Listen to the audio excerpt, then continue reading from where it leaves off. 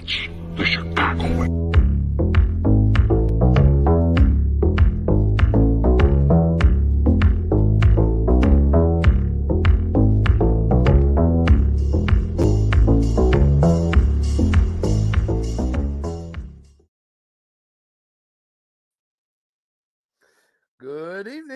Good evening, everyone, and welcome to another episode of What's Up, Cuz, here on the Sports Zone Chicago Network. I am one of your hosts, Jason Palmer, and joining me as always is my cousin, the coach himself, Lance Assay Irvin. Cuz, how you doing, man? Good to see you. Man, I'm doing good, but I have a slight issue, cuz. Okay, slight issue. Other than that bright shining light behind you, but go ahead. You know that's all right though, cause it brings out my ebony hue, brings out my color. Ain't nothing wrong with that. What you need me to tone my light down, cuz? No, you're fine. You're fine. Go ahead. But why you wearing that Brooklyn hat like you know something about the Brooklyn Dodgers or something like that? and I forgot to get my Negro League hat.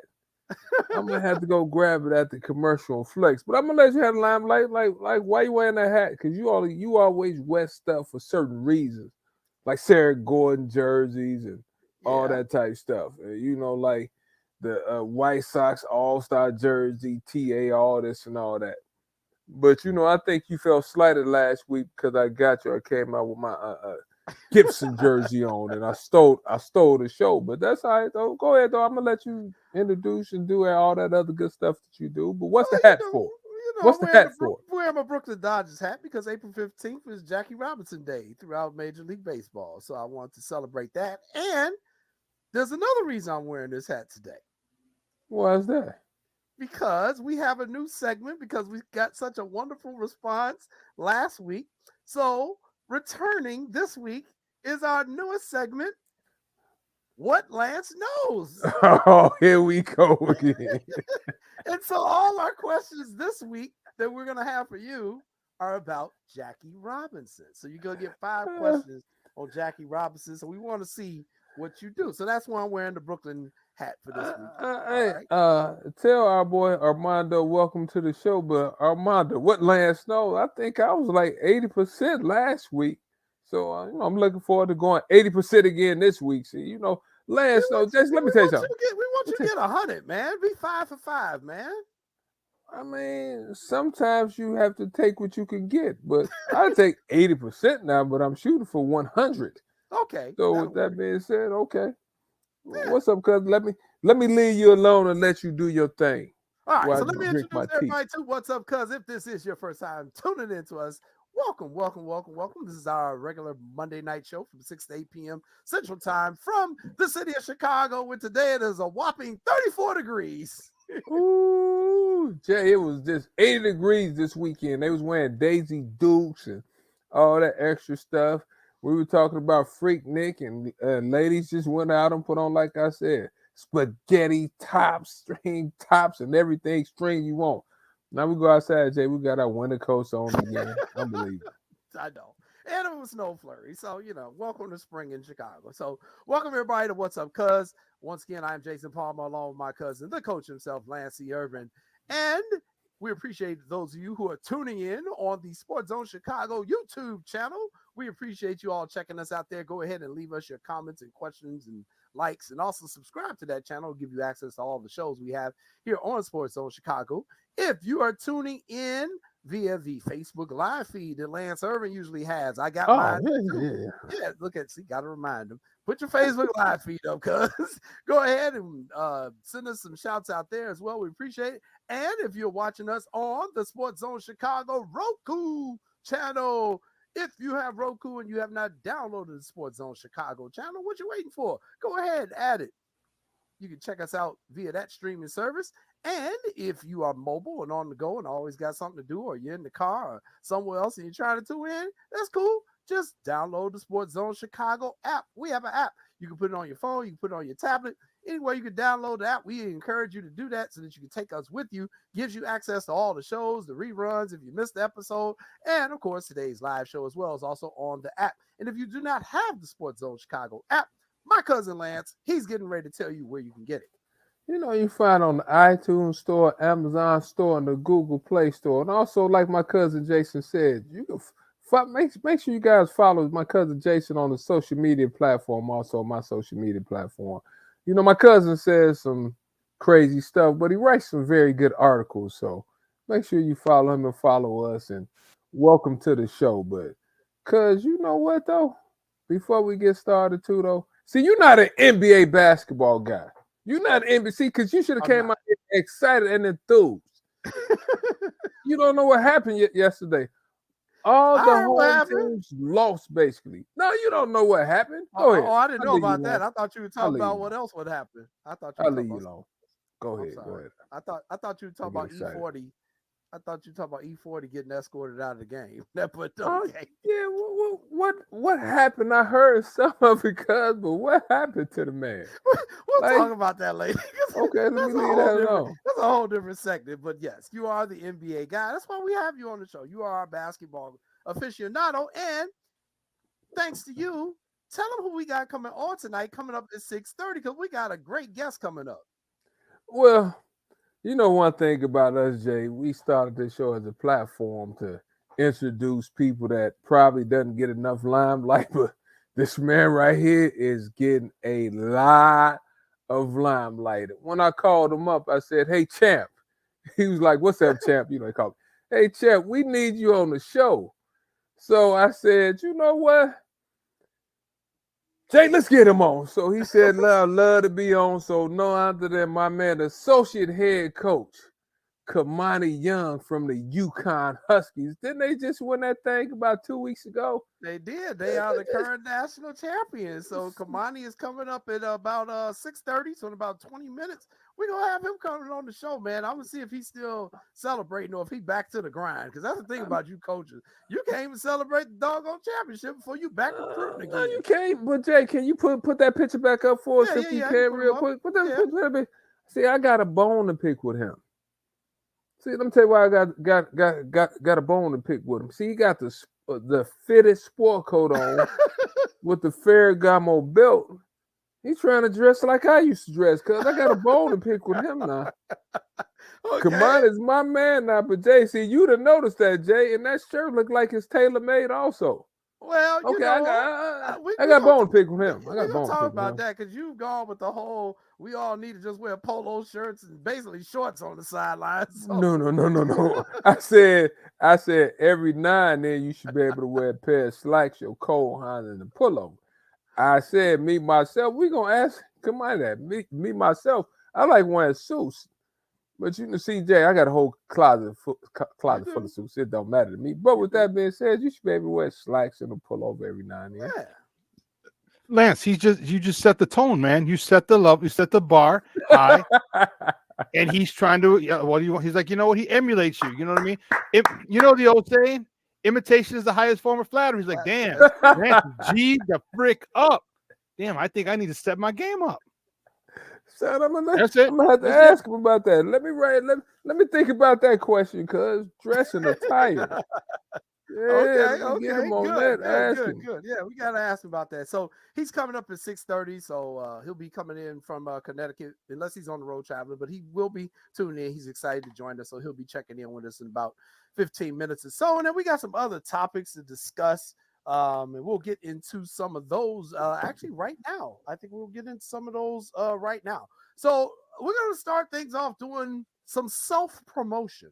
Sometimes, that's Irvin, my mama told me it's okay if you pat yourself on the back a little bit. That it's okay to do that every once in a while. It helps, keep your confidence flowing.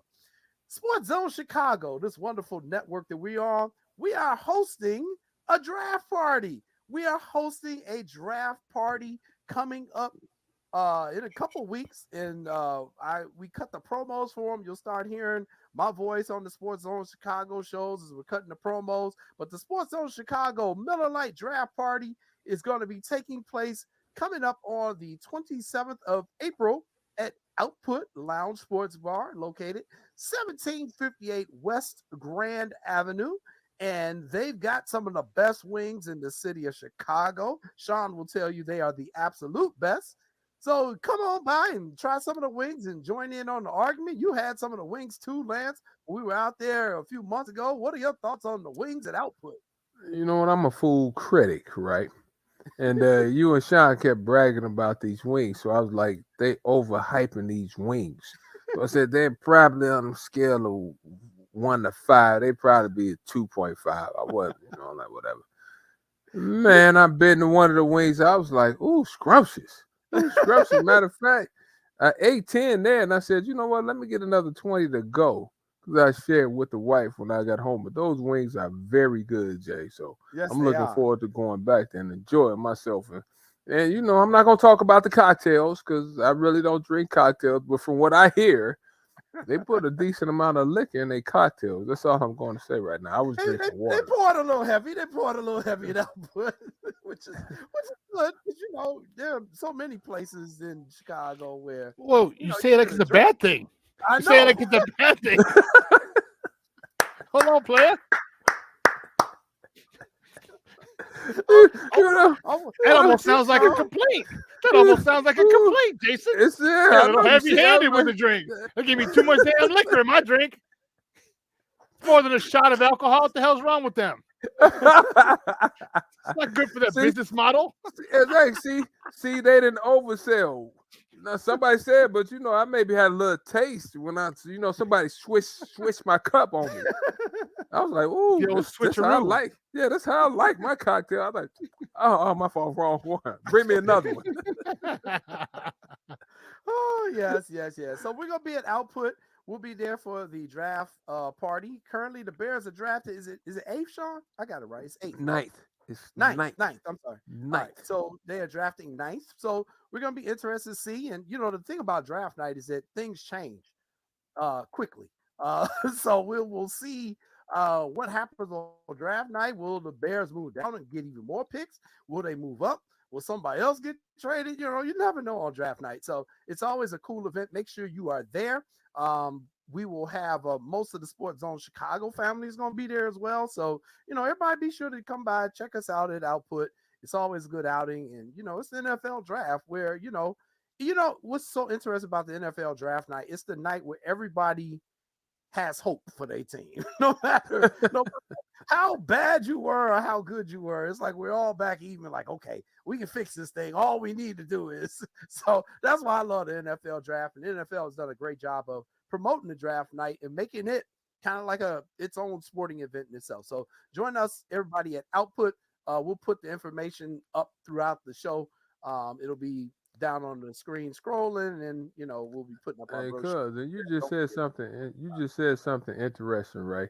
Everybody has hope on draft night, but for guys that cover sports like you and I, Sean, I kind of look to see, okay, what are the general managers, what are the front office doing? Like, how can they improve? But I listen to stuff they said and things they do, right? Your actions speak louder than your words. And for the Bears, we basically gutted our whole defensive unit. I don't know what you agree or not. So you gutted that out.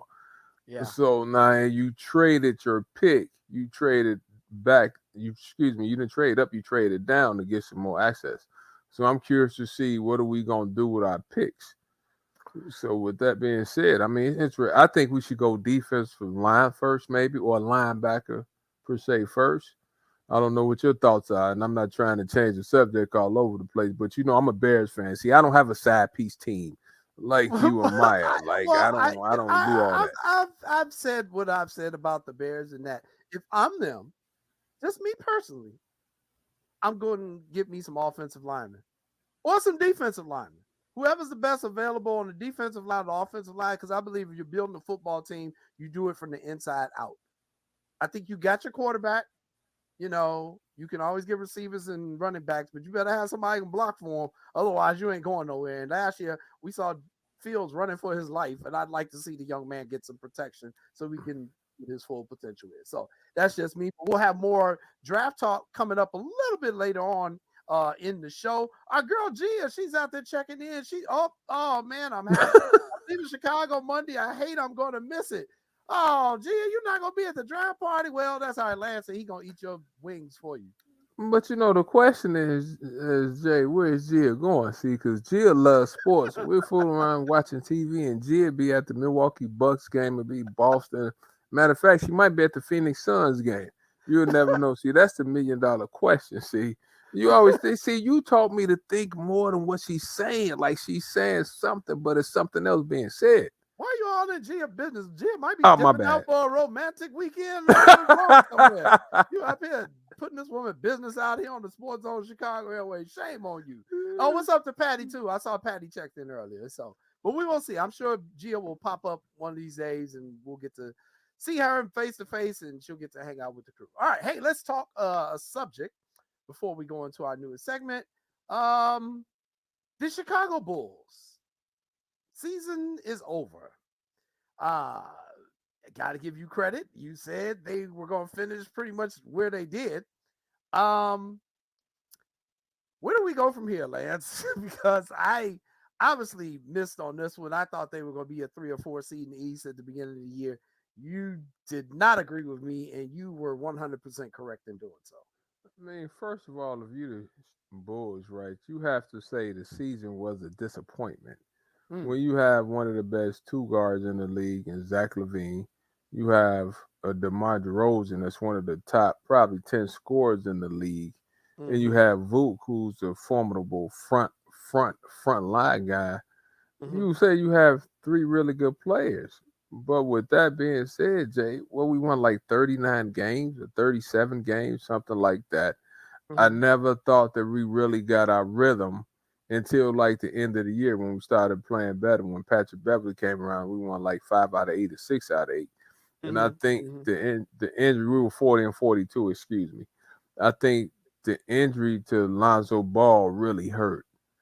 Right. So I thought he was going to come back at least by the midpoint of the year. And he missed the full year. He missed the middle part of last year. So it's a tough situation for them. Where do we go from here? Man, I don't know. Is Patrick Beverly your point guard to start the season off next year? Are they going to extend Patrick Beverly? Is he going to be the point guard? I mean, I don't know. I'm just asking, Jay. He started, Jay. He started. So I don't know if is that going to breed long-term success? I'm just asking the question. I just said, is Patrick Beverly your point guard? I don't know. I like Patrick Beverly. Sound defense, get a spot off jump shot. I think he's a good leader. I'm saying I'm interested to see what they think. And I'm not sure. Do you think Lonzo Ball is coming back? What is this, done. Like his third knee surgery? I think his career is done. We've been said you think his career is done? I think his career is done. I was with Eugene McIntosh when he was on this show and he said it. He was like, his career might be over, Jason. Think about what Eugene said when he told us 2 years ago. He said they're not even talking about his injury. When I see him, he's still on crutches. He said, I don't think he's coming back this year. Now, that was last year. Yeah, before the season started this year, we had him on the show. We said, Gene, what's up with Lonzo? He said, I don't think that dude's going to play this year. He's like, he keep having setbacks. He said, honestly, I wouldn't be surprised if his career's over.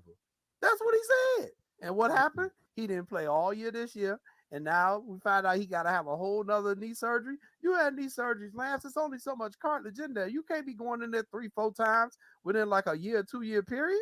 Well, let me give you a couple of names to see why it maybe is a little bit of hope. Steph Curry. They were saying the same thing about Steph Curry, about his ankle. You remember? Steph was supposed to semi be done. Wasn't going to be the type player that he turned out to be. Before people said his ankles. Well, Steph came back. Joel Embiid. So there is hope. There's hope. Now, I'm not saying that you're wrong, Jay. I'd never say that. So like I've been telling my brother Mike when I say stuff, it's a but. So he has an opportunity. I hope he comes back. But then, Jay, what are we doing with the Bulls front line? Like the front line, I never thought for the past couple of years, their front line hasn't been good enough, in my opinion. So they need to get front line help. They need to decide on Pat Beverly. They need to decide on where can they get somebody that has good leadership. Like I said, I think Patrick Beverly gave him leadership, but that's a question. And you said, is Pat Beverly the answer? questions I, we're gonna see, but the season was a disappointment. it was, and I want Pat Beverly on this team. I don't want people to think I'm saying I don't want him on the team. I definitely want him on the team. I Mm-hmm. just don't know if you go with him as your starting point guard. He brings a certain mentality, brings a certain toughness. He definitely leadership, but as the starting point guard, yeah, that's a tough sell on me. That's a tough sell on me. Armando agrees with me. He says, I believe Ball's career is over. And then I think Patrick Williams was coming off the bench. I think he had a pretty good year. You have Io over there. Sometimes Caruso starts over there. Is your bench good enough? Is your productivity off the bench good enough? Like the Lakers, when they started this year, I think most of them say their bench was crappy. Like their players weren't good enough. But now with the pickups that they had, their bench is pretty good now. So they have to decide, is their bench good enough and what else they need for them to become a better team. But interesting things for the Bulls. I mean, we need to get Kendall Gill on the show to see what he thinks about, the Bulls and what they need to do, because Kendall covered the Bulls. So, Yeah. Kendall don't mind mixing it up now. Kendall will tell you the truth. Well, He said, and go ahead. neither does Stacy. So and neither does Stacy. So we're gonna get these guys on now that it's off season. We want to bring them to our viewing audience. But I mean, they're seeing the same thing we see, and I feel sad for them because they got to sit there and watch some of the mess that was happening all year, and it was really awful. Some of the stuff I saw this year from the Chicago Bulls, very disappointing in this team. But we'll see what happens, what goes from here. They do have a first round pick this year. I can't really keep up because these people keep changing all they doggone pips. They picks. They keep. Oh, we're gonna trade this one. I think the Bulls do have a first round pick this year. Jason, for the amount of money they get paid, I don't feel bad for them. Them NBC Sports Chicago checks are nice and juicy. Sean, so those checks nice and juicy? Juicy. Ooh, I didn't know those checks was like that, though. Cue Notorious B.I.G. in the background. Juicy. Hey, juicy. They had every home game. So no, they're every game. That's 82 times a year. Oh yeah, they are juicy. Plus playoffs. Juicy. Plus playoffs. Well, Jay, you and Sean need to figure out a way to get us to be the B team. See, when Kendall and Big Will Purdue can't make it, we need to be the B team. Yeah, I ain't gonna disagree with that. Won't disagree with that. All right. Before we take our commercial break and we bring on our first guest, we're gonna go ahead and get into our newest segment. And folks, we have graphics coming next week for this new segment. Oh, here we go. You turned me into a superstar. I told Jay, I mean, I just show up. Anything you ask me, I'm ready for. Yeah. So we've got our new segment, and next week we're gonna have some fun graphics to go with it. But for now, we'll just go with the regular little small stuff. It is time for What Lance Knows. So for What Lance Knows, I will be asking my cousin a question, and he will give an answer. Now this week I made it. How can I say? I made it a little bit more streamlined for you. What does that mean? It's like a CPS test. It's multiple choice. so Hey, I gave you some multiple choice questions this week, and we will see how you can do. See, let me tell you where you got this thing twisted. I didn't go to Lynn Bloom from high school, and I didn't go to St. Rita. So I don't need multiple choice questions. I come at it straight. Now, maybe you, Sean, and Maya need multiple choice questions. Lance C. Irvin, I don't need it. Are you sure about that, Lance C. Irvin? I'm not going to chew my cabbage twice. But go ahead, though. Let me shut up. Come on. All right, we shall see. So, Sean, you have the corresponding correct answer in pictures this week. In pictures this week, you have the corresponding correct answers, and I just put them in order so they are in the folder. Lord have mercy. This is getting ready to be funny. Let's go. Gia Warren's got your back. She says, "Come on, Lance, you can do this." So here we go. So thanks, Gigi. Come on with it. All right, here we go.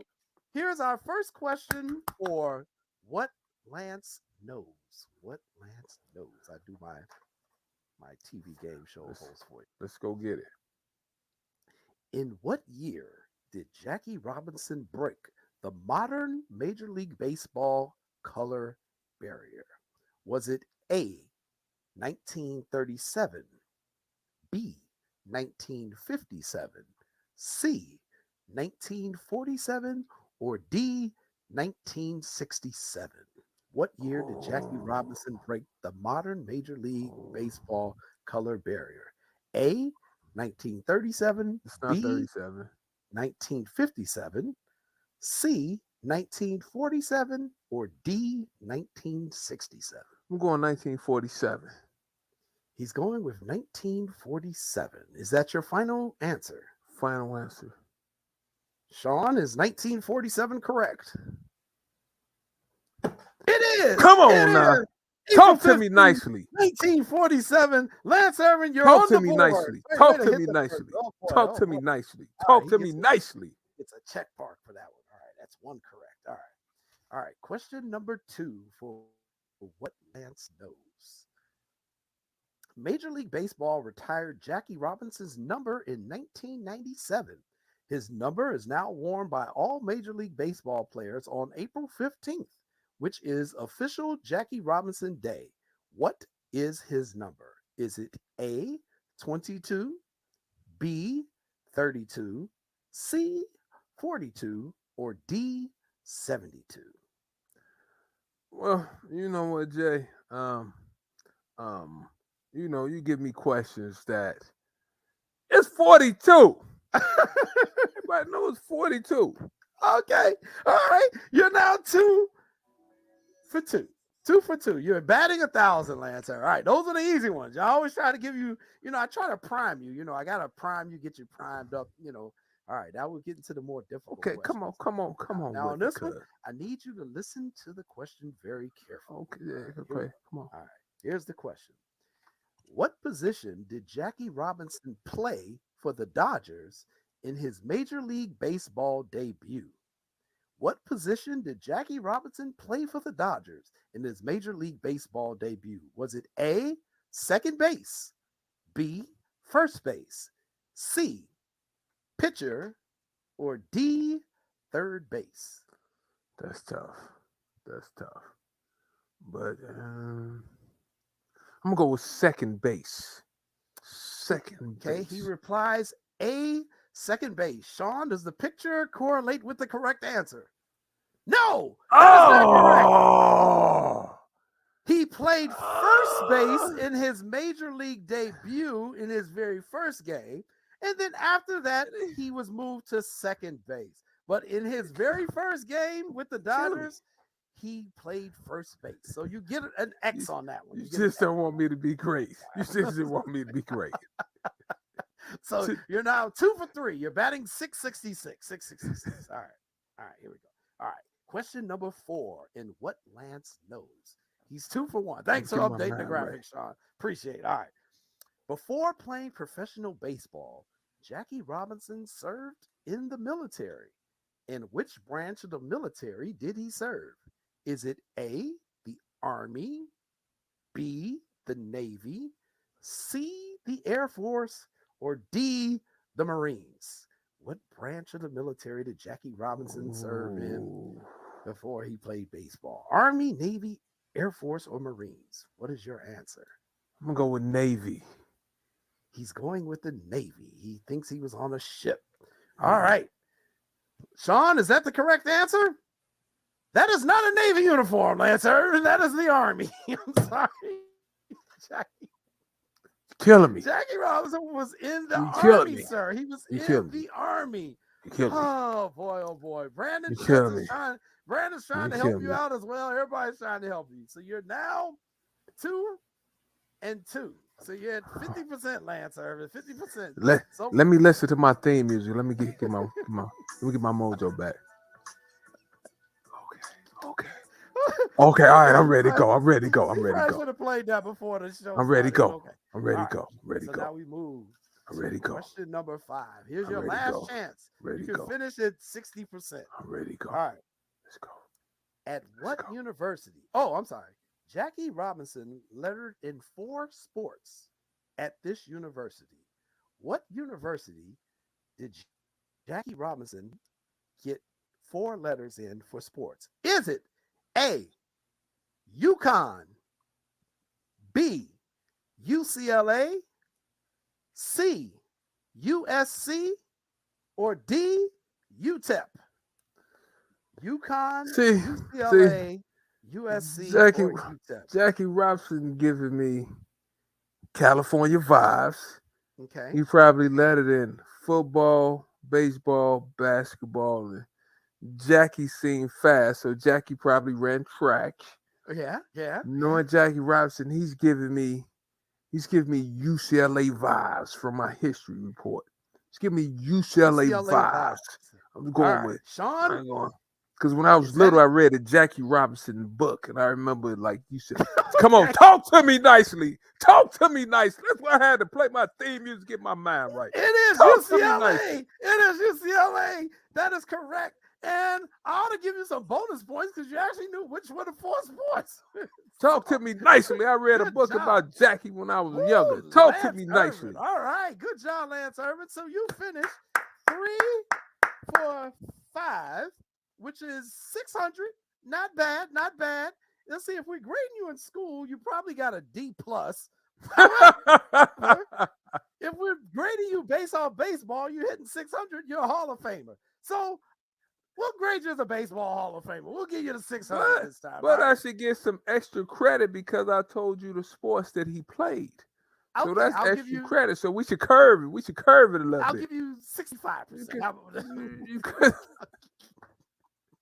This guy Now you right want to here. curve. Now you sound like me back in high school. This guy right Well, here. you know, This guy right here. This guy right here. pretty good See? job. So, okay, I will say Lance knows, for the most part, everything about Jackie Robinson. I actually had a really tough question in here, but I decided. Well, come on, shoot it. Shoot it to me. Let's see. Shoot it to me. Come on. I'm going to ask you this one before we Just the bonus bring Kamani question. on real quick. So the other question was, the bonus question was, before he went to the major leagues, Jackie Robinson played in the minor leagues in which Canadian city? Was it Toronto, Vancouver, Montreal, or Calgary? What is the minor league affiliate of the Brooklyn Dodgers back in 1947? Going Was with it Toronto, Calgary. Vancouver, Calgary, or Montreal? See, you were wrong. It was Montreal.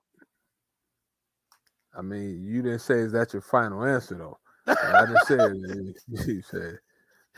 Now you're being technical. Now you're being a lawyer on me. No. We're gonna ask Kamani when he come out here. We're gonna ask him, did I say it was the final answer? I didn't say final answer. It's the final answer. Oh God. Oh Lord. Well, hey, guess what? He's here. He's back in the green room. It is time to bring him on. Why don't you introduce our first guest for tonight's show? You know what, Jay? We try to bring people over here that's A, that's good people, and B, that does really well at their craft. And I met Kamani years ago, man. I met him, Jay, when he was at the New Heights organization, right? And I was out there recruiting a guy by the name of Brandon Frazier. So Kamani and some of his friends was trying to help me. So then we were talking, we were talking. I did a little research. And I was like, you went to Texas, El Paso? He said, yes, I did. Then he asked me, said, you know Johnny Melvin, don't you? So I was like, Johnny Melvin? You're basically from Chicago too then, if you know Johnny Melvin and Carl Davis and everybody. But, man, I'm happy for this guy, Jay. When I called him, I said, hey, Champ. And I said, Champ, we need you on the show, Champ. And he's like, man, say less, let's do it. So, but I got a bone to pick with him when he comes out, but I'm so proud of him. He's an up-and-coming coach. He did a great job last year when he had to fill in and coach the team, and it's obvious that he did a great job this year. So let's bring my man out. Let's bring Kamani Young out here. Coach, how you doing? Welcome to What's Up, Cuz, man. How you doing? I'm doing great, man. I'm doing great. Lance, thank you for the wonderful introduction. You guys have me dying laughing back here. I had a good time on this show. I'm happy to be a part of it. I think I'm gonna fit right in. Hey, Champ, I got a bone to pick with you though. Hey, Jay, can you pull that picture back up, a Champ? Pull that picture up, a We can Champ. get the picture of him back up. Not a problem. Here we go. Champ, I got a bone to pick with you, Champ. What's So that, now, Champ? let me ask you a question. So is that a Taylor sport coat and a Taylor shirt? Because I see the Ferragamo belt now. And you look like see, they used to tell me when I first got into business, Jay, you can't outdress the head coach. Yeah, So yeah. so is that a Taylor sport coat, Champ? It is, Lance. I'm trying to bring him with me, man. I'm trying to bring him with me, man. My grandmother told me how you do one thing is how you do everything. You got to look the part before you play the part. So Say what you just said again. Like I tell yeah, kids all the time, come on. I said, look, you gotta look the part. If you no look the doubt, part and dream the part, then your dreams might come true. no Your doubt. grandmother gave you some great advice, but man, Yeah, thanks for being on the show. And I gotta ask you this. appreciate it. How does it feel? How did it feel when you saw the clock ticking down? Because Yeah. your game wasn't close. So probably about the 2 minute mark. I mean, when did it set in that y'all was the champs? Yeah, Lance, it's funny, man. We all grew up playing the game. We all been, from playing to coaching to being a fan to watching. You dream about that moment without ever thinking it's gonna come true. Mm-hmm. That's just what it is. You chasing it, and you living and dying with every game. And once we got there and started putting some games together, you get to the Elite Eight, you get to the Final Four, and just to just to be a part of that and have that feeling at the end was undescribable, man. I still can't believe it. I wake up and I just pinch myself like, you know what, I'm the national champion. So it's an awesome experience, man. Just trying to get back.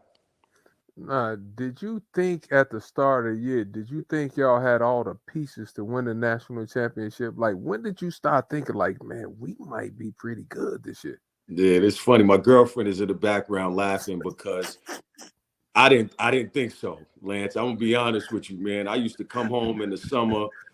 Yeah, I just hope we can make the tournament. You know what I mean? I didn't see it, man. We had 4 new transfers. We were depending on young guys to fill some shoes they hadn't been in terms of, Jordan Hawkins and Andre Jackson playing roles that they hadn't played. We were depending on, Tristan Newton to step right in and fill a big void that was left by RJ Cole. Mm-hmm. Tyrese Martin had became a second round pick. He was playing in the NBA. We didn't have anybody that that had that experience stepping into those roles. And the summer was tough. We was really pushing it to the limit. And we didn't know what we had in Donovan Clingan. He was going against I like him. Adama Sanogo every day. And he was limping out of there every day, not knowing what he would bring, but we got off to a great start, hit some bumps in the road, and started clicking at the right time in terms of the end of the season. But in the stretch run, Kamani, like y'all beat some really good teams. You beat Miami, you beat Arkansas, you beat Gonzaga. I mean, y'all beat the who's who of college basketball. Yeah. Which team did you think could probably give y'all the toughest time leading up to the national championship game? Because when my cousin Jason he bought the brackets out, and I didn't really look all over. But when I looked, I said, you know what? I said, Jay, I think UConn could win it all. I thought Arkansas probably, I said, if it's going to be a stumbling block, it'll probably be Arkansas. Was it anybody there you was like, whoo, that's a bad matchup? Yeah, I'll tell you this, Lance, and you're a coach. We had lost in the first round in back-to-back years. So we didn't go into this tournament with a ton of confidence. We went into this tournament feeling like, hey, you know what? We got to get over the hump of the first round. If we can get to the second weekend, that's an improvement for us. Mm-hmm. And St. Mary's was a tough challenge. They had the size, they had the shooting. They were good defensively. Like they that was no pushover. You watch them on film, and they handled Gonzaga early in the season. So we really took it game by game. Arkansas was a tough matchup, because of their size and their length. And, they had 2 top 5, top 10 picks and Anthony Black, Nick Smith. So, you're looking at them on film. But what I realized going through this run is how well the Big East conference prepares you for the postseason. Mm-hmm. You know, it really does. The physicality that we see night in and night out. You know, none of those teams we played in the NCAA tournament, with all due respect, matched up to that. Mm-hmm. You know, like I saw Providence play when you talk about being physical, right? And I watched them play, and I said, you know what? They more than physical. And I watched Creighton play too. So y'all league is like, people say Power 5. Y'all are a Power 5 league.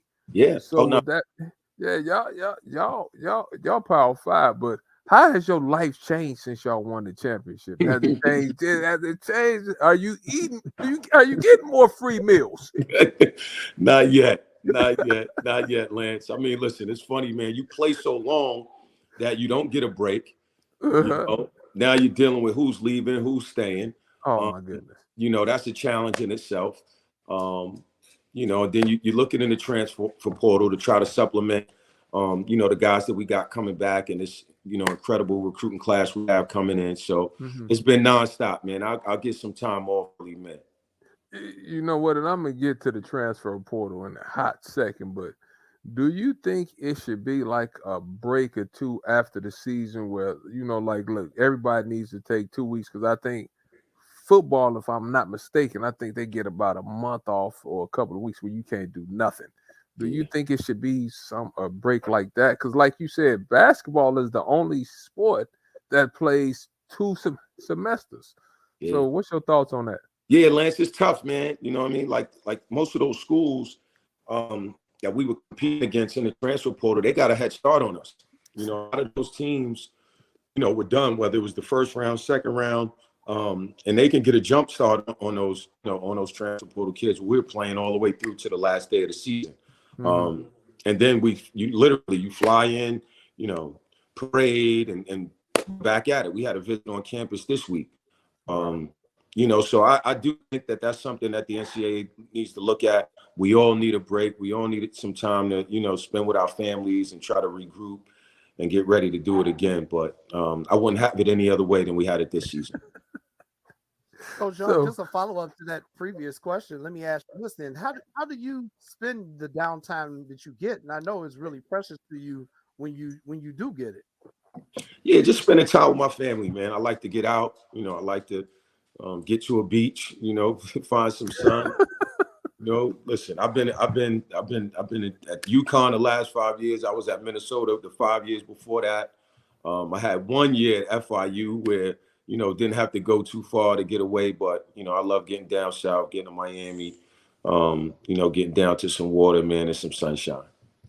And the thing is, Jay, Kamani has 4 kids, if I'm not wrong. So how did the kids take it all? Because the kids want you to be daddy too.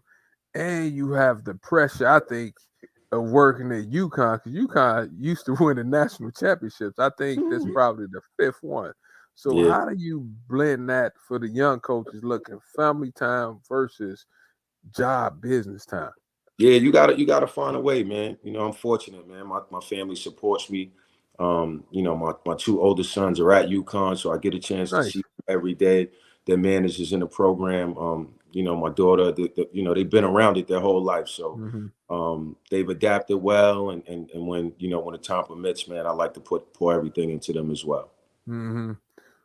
Come on, this is where I don't envy you. Then I'll let you ask the next question, Jay. I don't envy y'all because this transfer portal is changing the game. That and NLI is changing the game. And we talked about it. Like, it's like, what, 1,200 kids in the transfer portal now? Yeah, It's not a scholarship for everybody. So, and you had to deal with the player to transfer. What advice do you give to players when they say, hey, coach, I think I want to jump in the transfer portal? How do you handle that? Yeah, it's tough. It's every situation is different, you know, Lance and Jason. And I'm not here to condemn the transfer portal. I think that as a coach and, you know, as a, you know, somebody in this business, we all have to adapt to it. But I think that, you know, every kid and family has to really take a step back and evaluate the whole situation before they just run and jump into the transfer portal. You know, so like if I'm not playing my freshman year, my answer is just, you know, jump into the transfer portal. You had 6 McDonald's All-Americans that are transferring this year after their freshman year. 6. Wow. That's unheard of. That's that. You know, and that's the problem that I have with it is that, you know, growing up for us, you had some adversity, you learned how to overcome. You know, you're not playing as a freshman. You know what? I'm gonna get in the gym in the summer. I'm gonna work out. I'm gonna play more. I'm gonna challenge myself against the best. And if it doesn't work out for whatever reason, and you want to transfer, you knew that there was a penalty. I would have to sit out a year before I can transfer and play again. And I think that deterred, you know, young people from just, you know, running away or looking to transfer. So, you know, listen, there was some guys in our program last year. We sat with them. We were honest with them. This is the role we see for you. This is how we see you progressing in our program. You know, we want you to stay, but this is the reality of what it's going to be if you stay here. And, you know, 4 of those guys decided to leave. And we had to replace them, you know, and we got better from it. We wish them the best. Some of them made good decisions. Some of them made poor decisions. But, you know, if we could rewind and go a year back, I'm sure, you know what I mean, some of them would say, hey, I could stay and be a part of a national championship, you know, program. They would have decided to do the latter. So, you know, every situation is different, man. I think it's hurt more than it's helped, but, you know, as part of our business, we got to adapt to it. All right. We are being joined by Kamani Young from UConn. You are watching What's Up, Cuz. We are going to take a quick commercial break and we're going to come right back because we got more questions for him. Because Kamani, there's definitely a question that I need to ask you about in terms of this year's particular tournament. So stay tuned, everybody. Oh, Kamani, get ready. He asks crazy questions, boy. All right, you watching Lance, what's up, man? What's up, guys? It's your boy, the Superback, Sean Sierra, and I want to let you know that Sports Zone Chicago is hitting the streets. Come hang out with your favorite Sports Zone Chicago personality at our live broadcast at the Sports Zone Chicago Draft Party on Thursday, April 27th at Output Lounge, located at 1758 West Grand Avenue at 6 o'clock. Join us for the best wings in the city, a live show, and an all-around great night because you know how we get down. So don't meet us there, beat us there. And we'll see you Thursday, April 27th for the Sports Zone Chicago Draft Party at Output Lounge, located at 1758 West Grand Avenue in Chicago.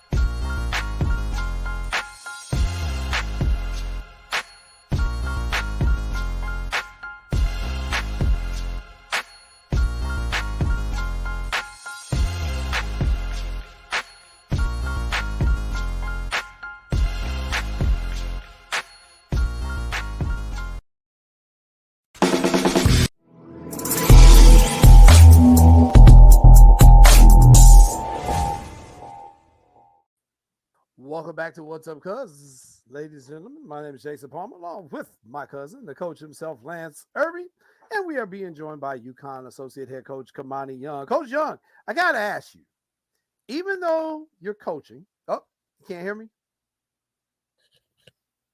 Can everybody else hear me? I can hear you. All right, is it just Kamani, Kamani? can you hear him? Oh, can you hear me, cuz? Kamani can't hear. I can Kamani hear you. can't hear. Yeah, Kamani can't hear. Maybe something on his end.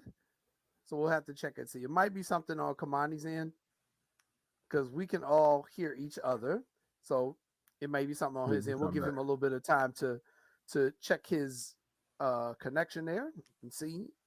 These things happen during live television. Not a problem at all.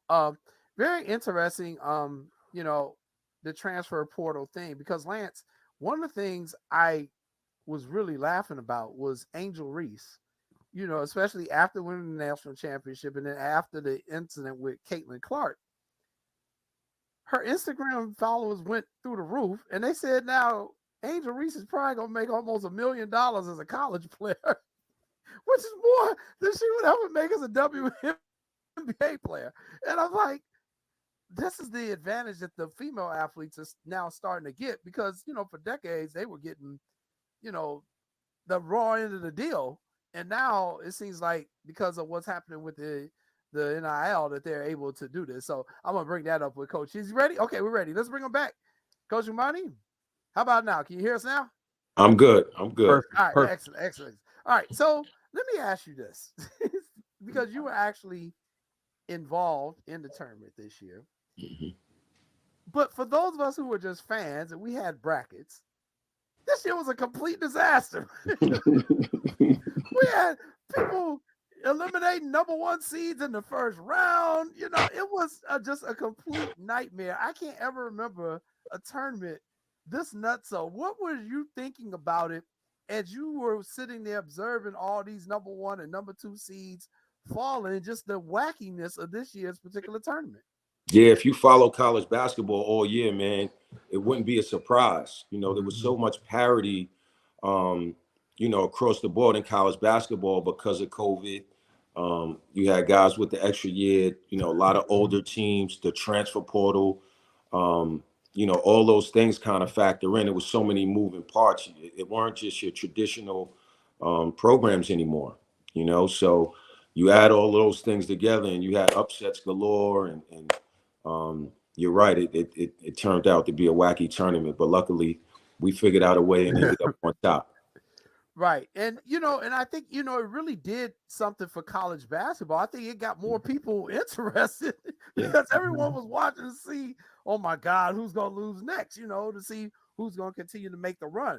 At UConn.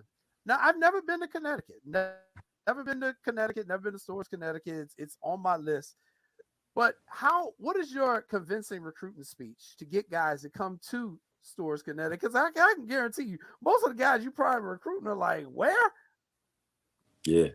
The history and tradition, man. The kids may not know, but the families know, their coaches know, their moms and dads know if they basketball families. When I first got the job, I was excited. I get to come back home. I'm from 2 hours away, born and raised in New York City. And when you walk around this place is it's a museum of the who's in college basketball and even the NBA. You look up on that wall, you see the 14 lottery picks, you see the 15, 16 All-Americans, you see all the players of the years and all the championships. This place gives you chills if you love college basketball. So it's not an easy sell once we get them here, man. You could come be the next Ray Allen. You could come be the next Kemba Walker, the next Rip Hamilton, Emeka Okafor, James Bouknight, Jordan Hawkins going into the NBA this year, potential lottery picks. So, once you get here, man, you're right. It's in the middle of nowhere now. But, we use that as an advantage as well. Karan Butler. Khalid Alameen. You know what I mean? So it's just like, come out here, stay focused, get away from all the distractions, work hard, reach your goals. You'll be in and out of here. And then I guess my other question is that, it's not just the men's team that has success with Gino and what he's done with his program and just the amount of women Olympians that you have on the women's side and WNBA first round picks as well. My question is, how do the two programs feed off of one another? Yeah. Good question. Yeah, we have a great relationship with them. Gino is great. He actually traveled with us to the Final Four. When we have recruits in town, we bring them over to meet him, his staff, watch practice, vice versa. He's got to go on campus. Their parents and the families come over and spend time with us. We got a great working relationship with them. We piggyback off of their success just as they do ours. It's a special place that's been able to have kind of history and tradition on both sides of college basketball the way that we have. Unprecedented, man. I'll tell you what else is unprecedented. So you're from New York, Kamani, right? Mm-hmm. Man, how the hell you end up in Texas El Paso now? You got to break that down, Yo, Lance, Because I hear on the grapevine you had game too. So talk to me, because New York guards don't get out of New York. First like of that. all, Lance, what year is this? I want to make sure we pass the NCAA statute of limitation before I tell you, how I ended up down there. Give us the short version. Give us the short version without this. I'll tell you what, Lance. I was a pretty good player in high school, but I was under recruited. I went to LIU Brooklyn my freshman year. I had a solid freshman year. And decided that I wanted to transfer up. I knew that I could play at a high level. And I visited a few places. I visited Rhode Island. I visited the University of Houston. I visited, Texas, El Paso. And, just when I went down there and I saw all that tradition, Coach Don Haskins, Tim Hardaway, Tiny Archibald, all the great players that have played there, Johnny Melvin, Carl Davis, Ralph Davis, all the guys that I played with. Prince Stewart, Marlon Maxey, Prince Stewart, Marlon Maxey, all those guys, and Eddie Rivera, and the year that I visited there, they had just come off a Sweet 16 run where they beat Kansas. Every year there was always talk about what Coach did in 1996 and in 1966, pushing the game forward, being the first Division I school to start 5 black players. I wanted to be a part of that history. I wanted to be part of that tradition. And it was easy. It was an easy sell for me. I went down there, the best 4 years of my life. I created friendships and relationships that got me on this Zoom call right now. When I was in college, we went to Chicago every summer, played in the Pro-Am up there, got to know so many good guys, so many good people. So it was awesome to be a part of, and part of the reason why I'm still coaching today. Carl Davis, you CD, Antoine Gillespie. Those my guys. How was it to play for the Bear? Because I went to Colorado State, and I'm older than you, but they had, when I was playing, they had Antonio Davis. Yeah. They had Greg Foster. They had Greg Foster that was playing point. And they always had players, but man, I used to watch the Bear, and the Bear go off from time to time. So how was it to play for Don Haskins? It was awesome, man. It was awesome. I mean, he reminded me all the other coaches that I had growing up. Growing up in the playgrounds in New York City. My AAU coach, my mentor, was a father figure to me. He was just like Coach Haskins. My high school coach was just like Coach Haskins. I was drawn to that more than discouraged by it. He was real with you. He was honest. He was supportive, and he was hard on us, and that's what we needed. Those were the kind of coaches that produce men. So I try to, all good players want discipline. We want discipline. We want instruction. We want, direction. If you're a good player that's striving to be a great player, you want that. So, my 4 years playing for him, couldn't have been better. See, Jay, that sounds like a head coach. Let me ask you this. So last year, I can't remember what happened to Danny Hurley, right? So they say, Kamani, you have to coach the team. So did you get a little nervous, or were you like, yeah, I'm ready for this? Because you did an excellent job coaching the team. Now, I just wanted to tell you that. I don't know if I called you up, but I was proud of you. So talk to us about that situation when he said, nah, it's your turn. You got to step up and coach it. Yeah, Lance, it was definitely, I would have felt better if, going into the game, I knew I had to coach. If like the day before, the coach is sick or the coach is out, whatever the case may be, you have a lead up to the game, and you can, process what your game plan is going to be, how you're going to handle yourself, and be prepared. I was begging him not to get kicked out of the game. I was begging him not to get kicked out. If you watch the game, I'm sitting there like please, you're gonna get kicked out of this game. And but Lance, just like anything else, man, once it happened, obviously there was some nerves there.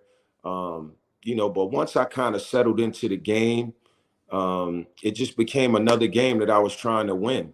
I think that's where my experience as a grassroots coach helped me so much. I've coached in so many games and so many, so many different situations and environments, I just tried to put myself back in one of those places and coach to win. So when you called your first time out, was you looking around like, okay, yeah, I'm here. Was you too busy just in the moment? Yeah, Lance, I was just trying to get to the next time out, get through the 4-minute war, get to halftime, get to the under 12 media, get to the under 8 media. And, I started looking up at the score and we were still there. We were still in striking distance. And I was like, we got a chance. We had a really good team. We was well prepared. Coach had put us in so many, pressure situations leading up to the game every day. I felt prepared. I didn't feel there was no nerves there in terms of being able to execute. We had an older team. We knew what was at stake that game. It was a big game for us to win in terms of taking the next step in our program building. So, we went out there and got it done. Did you think that situation made you a better assistant coach this year, having the opportunity to slide over season coach? Yeah, absolutely. I said it to him right after the game. Like, I get it. I see why they pay you all the money. There's so many things that's going on in the course of a game that you got to be ready for. I think experience is the best teacher. So going through that gave me a lot of confidence as an assistant, as an associate head coach. So, it was definitely something that I remember and cherish and try to reflect back on in different situations moving forward. I got to ask you this question. Let me ask you this. Go ahead. Oh, hold on, Lance. Let me go get ahead, this in there real quick. You got to go ahead. Let me ask you this. In terms of recruiting and parents, because we get a lot of parents that watch our show, and they always ask, well, how can I get my kids seen? How can I get this? But I like to flip the question around a little bit. What can parents do that can screw up their kid getting recruited by a big time program? Because I think they need to know that too. Yeah, that's a tough one, man. The game has become so much of a business. Like, we're recruiting the parents too. We recruiting the families too. Like, what type of kid and family you bringing into your locker room? It's important, man. Like, it's just, we spend too much time together, and it's already hard enough. The games are hard, the practices are hard, the travel, everything that goes into, being a big time program. You don't want to add another layer of a crazy parent on top of that. I don't care how good you think your son is, or daughter for that matter. So I think parents need to be mindful of that, man. It's great to be enthusiastic. It's great to be supportive. But I think at every level, you got to let go a little bit more. And once you get to college, I think it's time to really let go. It's time to support your kid, support the coaches, be a fan, because they're dealing with a lot, man. They're failing in real time. It's not like when we played, maybe a newspaper article, maybe we on TV, once a month or something like that, maybe a big game. But like, every game they play is on TV. Every moment that they're on the court is being reported on Twitter. Everything they do is being scrutinized. So they don't need any external pressure. They don't need mommy or daddy, yelling in the stands, causing a scene. They need support and love. That's an excellent I'm glad point. you said that. Oh God, I'm so glad you said that, man. Oh my God, because come on, I've ref basketball, I've ref water polo, I've ref volleyball, and I'm like, first of all, your kid ain't playing for nobody, so you should be enjoying these moments in high school. Number two, even when I get the elite kids, if I get sometimes their parents are acting out, I've heard the high school coaches tell these parents, they're college coaches here, and they're watching you just as much as they're watching your child. And I think the parents understand that. So I'm glad we had somebody who come on the show and said that as well. And I'm gonna flip the question the other way. What can parents do to support their kids? Because these kids are dealing with a lot, especially those who went through COVID. Mental health is now something we're more focused on as a society. Thank God we're finally going to that. What type of support does a college parent need to give a Division I athlete, regardless of the sport they're in? Just be their parent. Just be their parent. I think if you have a Division I athlete, you've put enough people around them to help them with basketball. Whether it's a high school coach, an AAU coach, a mentor. You know, a lot of these guys have agents now, you know, with NIL. You know, put them in the hands of people you trust that know basketball and understand the business, hopefully, because they've been, you know, they've walked this walk before. And just support them as a parent, you know, support the coaches that you put, you know, that you've entrusted, you know, your kid's career with. Like that. I think that's the best thing. If there's questions and things that you need to talk to the staff about, myself, whoever, you know, head coach, feel free, you know, but putting that kind of pressure on your kid does not help. See, that's a great point. You know, I got to ask you this question. Now, my cousin and I, we argue a lot, as you can tell.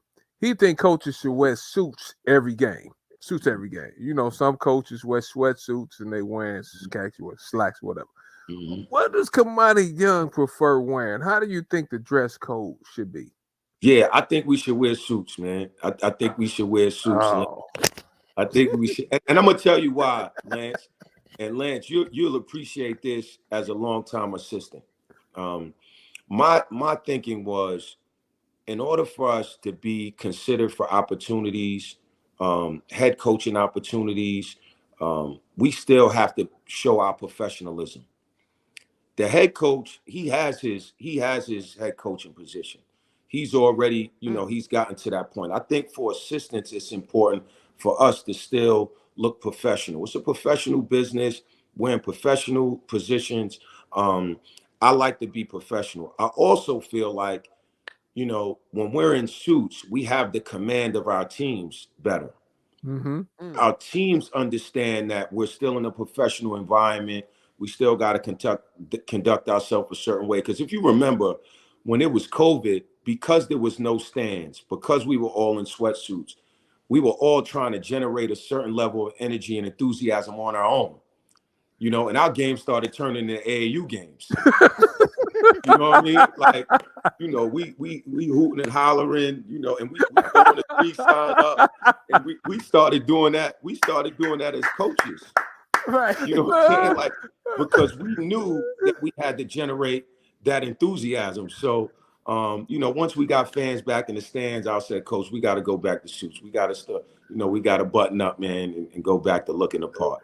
See, because I told Jason, I said, nah, me, Kamani, I said, I like wearing suits because I grew up watching my father. My father worked at Xerox every morning. He got up wearing suits. So I enjoy wearing suits. And I told people, I said, I couldn't wear sweatsuits over there. And I don't mind slacks and a pullover, but I have to have on a pair of cold hands. That's just me. Mm-hmm. So I said, it's a happy medium, but that's why I fool with you, because your explanation is spot on. You said something I didn't know about. And I do agree, especially for African-American male that's trying to get a head coaching job. I know this. They like people that's hiring head coaches want to see what their head coach will look like. In that picture that we showed to you, you showing them what you look like is being the head coach. So I think they're more apt to say, you know what? Let's go hire a Kamani Young. Let's go hire Nick Irvin, something like that. Yeah, So at least get us in the room. Exactly, because at least get us in the room. It's hard enough getting jobs, and hopefully I want you to be the next one to get one. So the job front, but are you a New York Knicks fan? I am, man. Born and raised, man. Hey, man, y'all did a great job getting that closer. How you feel about the Knicks? Can the Knicks win the series, Kamani? Because Jason's Bulls suck. The Bulls just sucked around here. But go ahead. I'm not going to go off on the tangent. I think we can, man. We got, you know, when I growing up a Knicks fan, all the good teams we had, I felt reflected the city. They all reflected what New York was all about: the toughness, the grittiness, you know, the ups and downs, the hustle. You know, and I think that's what this teams look like, man. You know, we got a superstar and you know, a really high level player in Jalen Brunson and Julius Randle, young up and coming, you know, big time player in RJ Barrett. We got some good pieces to put them, you know, that we got put around them.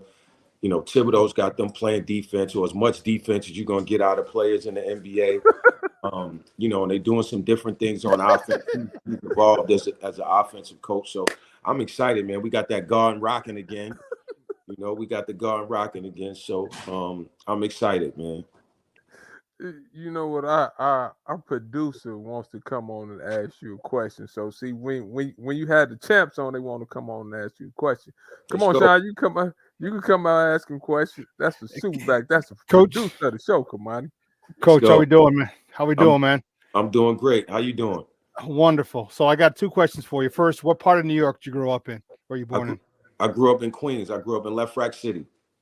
All right, my roommate from college was from Kew Gardens. He spent a lot of time in Hollis. Yeah. I know Kew Gardens. He went to St. Francis Prep. So The St. Francis Prep. One of my good friends, Chris Hall, Howie Dotton, both of them went to St. Francis Prep. Okay.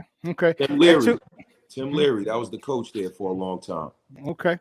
And then how high are your aspirations?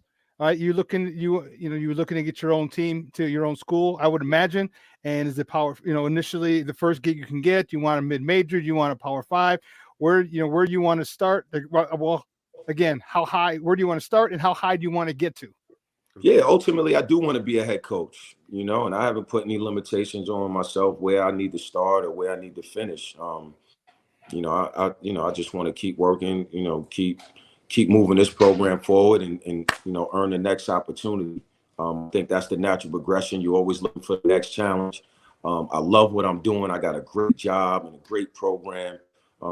Just got the nets down. So what could be better than that? But ultimately, I do want to be a head coach. So we'll see when that opportunity comes. Yeah, well, good luck, man. I wish you the best, and hopefully we'll see you in the big dance in a couple of years. One day, for sure. Then I'm gonna be back in Chicago begging Lance and his family for players.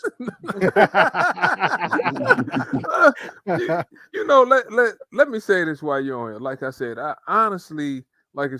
you're a good person, and I appreciate you helping me when I came out there. Like Brandon Frazier was a good player, so you tried to help me, and I think I don't think people are willing to help like they used to. And I think we need more people like you reaching out like, hey, Lance, we have a player, why don't you come take a look at anything I could do to help you?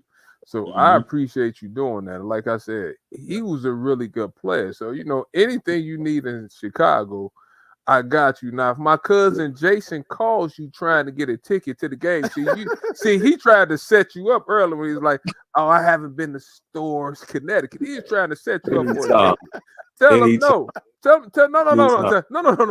Don't give him a ticket because you can't get rid of him. If you give him a ticket, you won't be able to get rid of him. But anything you need, give me a call. See, because you and Jason on the same page about stuff. So I'm gonna ask you this last question. I'm gonna leave you alone. If you answer this question wrong, then I'm through with you. Come on, I'm not gonna answer your phone call. This another one of our arguments. The throwback uniforms, the different variations of the uniforms with the teams. Do you think, they had these City Life uniforms? I don't know how many sets of uniforms UConn has, but how do you feel about the different variations of uniforms? Should they just be standard or should you have the different variations? Nah, we got to have some variations, man. We got to have some variations, Lance. The game, it's a business now. You know what I mean? So it's marketing, it's fan engagement. We got to have it. Like, we keep a running tally of our record in certain uniforms. We keep a running tally. Yeah, they got wins and loss records. I'll come to coach. Hey, coach, we want to wear the black jersey. Nope, we lost to Xavier last time we wore them. We ain't winning them. We ain't wearing those. Coach, let's wear the throwbacks. All right, we won last year. Let's wear those. So I think it's cool. It's a cool thing for the players. It's a cool thing for the fans, especially throwback jerseys where you paying homage to the history of your program. So it's been great for us. Love it. All right. I love it. Man, we appreciate you having you on, and definitely. Man, thanks for having me, man. This was fun. Man, I appreciate it. I'm gonna call you. I'll see you in a couple of weeks, and I talked to Nick about that too. So Nick's supposed to be calling you off. Yeah, I'll see him in Atlanta for sure. They getting it done. Great job, JC. We got the next head coach. I got one last question for him though. Go ahead. I got one last question for you. All right. Now, this is probably the most important question.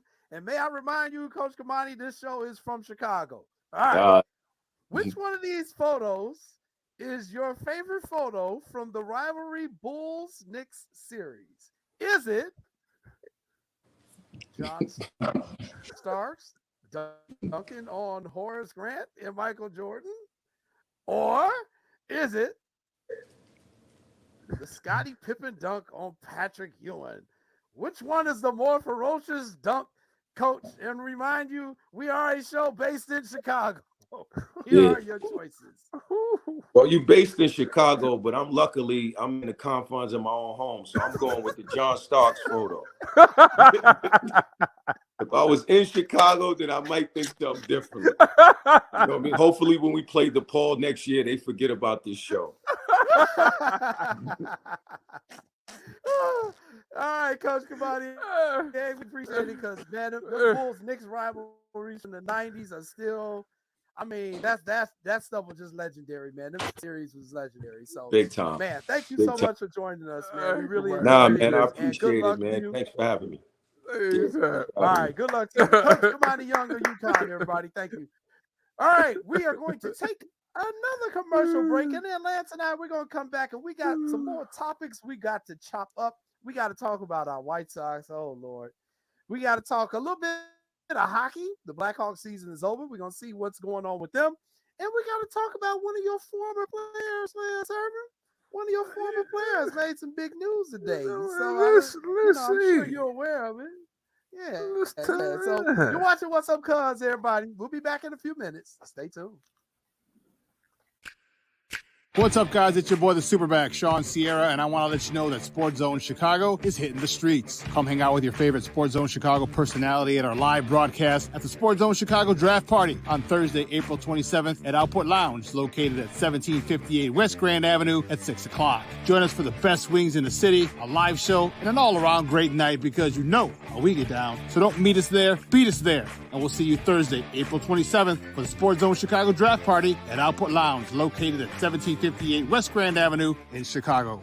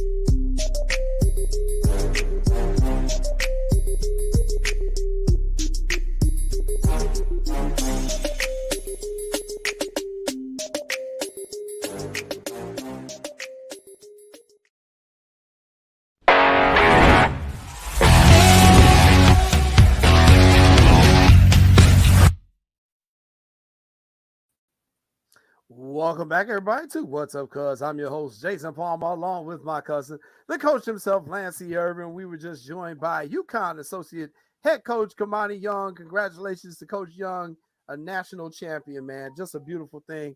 And thank you so much, Lance, for getting him on the show to come in and talk to us. You know what, Jay? It's always enjoyable to have some good people on there to tell their history and tell their story. And one thing he touched about was how much time you have to spend in your craft, Jay. Like how many hours I don't think people understand how much time you spend away from your family. Like how many hours you have to put in, right? I tell people all the time. I remember up until Brookie was 11 years old, Jay, I missed 9 of her birthdays. I missed 9 of them, Jay. Like, and one of the ones I made, I was only able to stay there for 3 hours, and I had to jump on a flight and go somewhere else. So it's time consuming. It's rewarding. But with that being said, I think they do need to get a little break for a couple of weeks and stuff now, because, like you said, mental health is real, and sometimes they need a break. But man, it was great having them on. I'm proud of them, but you tried to set them up also when you showed those dunk pictures. I was like, ooh, I wonder what he gonna say, because that one Scottie Pippen dunking on Pat Ewing was nasty. And if you from New York, ooh, you say Pat Ewing got that, I wouldn't have touched that with a 10-foot pole. Yeah, they were both some awesome dunks, man. Just great series rivalries from the 90s, man, with the Knicks and Bulls series. And I think, one of these days we're gonna get your daughter on the show. We're gonna get Brookie on the show because I do think you bring up an important point. And we've talked about a lot of the mental health in terms of the athletes, but we don't talk about the mental health of coaches. We really don't. Like all the focus right now is on the players, and I guess this is just part of the progression as the society becomes more aware of mental health, um, and how important it is to take care of your mental health. So we're focusing right now on the players, but the coaches, man, I don't know how I don't know how your divorce rate amongst coaches isn't even higher than what it is. And I look at what you and Paul have, 20 years, 25. Is it 25? 20, Y'all ain't 26. yet, right? 26. 26, yeah, you passed 25. I mean, that's a lot to ask your spouse to deal with when you're not there for that kid's birthday party and the other spouse got to stay behind and listen to all them damn questions. Where's my daddy? Why mommy ain't here for the birthday party? The spouses alone deserve an award. God bless their souls, Jay, because they put up with a lot. I mean, we're gone 90% of the time. You hear people in the stands talking crazy when the team doesn't play well. I mean, it's a lot. It's a stressful situation. And sometimes we come home, we're not necessarily happy. So we're frustrated and don't want to talk half the time. And you, man, Jay, you getting home at all time of the night and stuff like that. But that's why they said you have to pray about it and make sure you marry the right spouse. Because I know with Paula, she was a rock, Jay. Because some of the stuff I was going through from time to time, I was like, dang, coming in at 3, 4 in the morning, getting back up at 7. She was taking Bricky to school. I'm missing birthdays. I'm missing special occasions. But with that being said, I found a way to make it work. But I've seen a lot of coaches, Jay, when we talk about mental health, I should write a book on some of the stuff I seen, Jay. I'm like, ooh, that's tough. But it could be, people only see the highs of it, but there's some lows too. Now, everybody is not winning a national championship, right? Everybody doesn't have a really good team. So everybody administration is not a supportive and good administration. Like everybody doesn't play in front of sellout arenas. So, you have to take the good and the bad, but you have to love it. And I think most of us love it. I wouldn't trade them for nothing.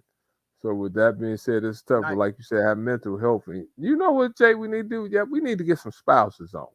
We're gonna get some spouses. Yeah, we gonna that's a great idea, Jay. I wish we would have thought about that for women's women's. That's all right. We can do it anytime. Yeah, we get spouse on. Do it anytime of the year, man. I'm sure the spouses would love to come on our show. Mm-hmm. Yeah, because I think they go through a lot. It's a lot they go through. I remember when we had my friend Trina Peel, softball coach. I remember we had Trina on, and Trina's husband is a college softball umpire. So she's a college coach for softball. He's an umpire. In the season, I don't know how they ever see each other because coming in and out. Games, they got a kid. I don't know how they do it. That's tough. But we shall see. Yeah, that's a good show idea. We'll have to do that. We know enough people who are happily married and their spouse will come on and tell us stories. We get that on. But I'm definitely concerned about a lot of these coaches. We hear every once in a while the alcohol abuse is taking place among some of these coaches, and that leads them to make terrible decisions in their personal life. And these are the people who you're expecting to lead your young adult child. So I definitely think that's something we should explore. What's up? Because we don't shy away from any topic. So I think that'll be a good topic. But hey, I got one more basketball tidbit for you before we talk baseball. And the big news of the day regarding your former player. I got the information in a tweet shortly before we came on the show. But your former player, Adam Miller, also known as Ace Wolf, is transferring to Arizona State University to be with your little brother, his high school coach, Nick Irvin. And this is now Adam's third school, as we were just talking earlier about everybody transferring. Wolf is going out to be a Sun Devil with your little brother, Nick. Your thoughts? You know, that's first of all, I'm happy for Nick and I'm happy for Adam too, right? Because they made a great pair in high school at Morgan Park, right? So hopefully they can bring that same energy and that same effort, and they can make each other better at Arizona State. But you know, anytime you Nick and you get a chance to get a player like Adam Miller, I mean, the sky's the limit. And like you said, this is Adam's third time, so you want to make sure you get this one right, because after this, there's no other, right? So with that being said, Adam's a really good player too. He can shoot it. So, you know, we had to work on the dribbling a little bit. Not saying he can't dribble, but we shore that up. He has potential to make money. But I think him and Nick could make good music together like they did in high school. So shout out for that combination. I'm happy for Adam and I'm happy for Nick. Matter of fact, we should have had Nicholas. Nicholas hadn't been on the show all year. So, you know, we need to get Nicholas on the show in the future. Well, you know, he's a big time associate. Yeah, he big time. Now. You know, he ain't got ball no time now. Mm-hmm. No, he ain't got no time. But yeah, I did see that, and Adam did put it in his tweet. He did put it in his tweet when he announced, like, this is the last time I'm doing this. I'm not going to the portal no more. I thought he was trying to break Charlie Moore's record for a minute. Man, plus Jay, you in Tempe, Arizona too? You just came from Tempe. I was in Tempe. How nice is Phoenix? How nice is Tempe? I love Phoenix. I love Tempe, man. I love the Arizona State campus. I told Nick, I was like, thank God I didn't come here as an undergrad. I would have been graduating 10 years later. Jay, I didn't know their campus was that nice. I didn't know it was that spread out. I just thought it was a couple of blocks. That thing is like on steroids around there. It's nice. Man, they campus so nice. I'd have been looking like Sean Sierra back in the 90s and San Andre on spring break. That'd have been me in Arizona State. Had I've been out there. I'd have been just like Sean Sierra back in the day. I would have never graduated. They got swimming pools on top of the dorms, man. They got pool parties like damn near every day. I'm like, when do these people go to class? That's the sign of the times, right?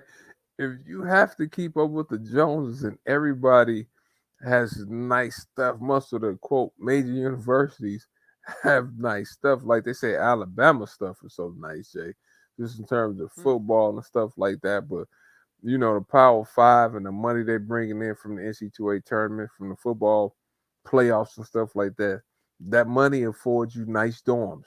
That money affords you nice classroom buildings and stuff. I tell people all the time when people say, sports, these coaches making too much money. Well, the school is making a lot of money on athletics. Ain't nobody saying that.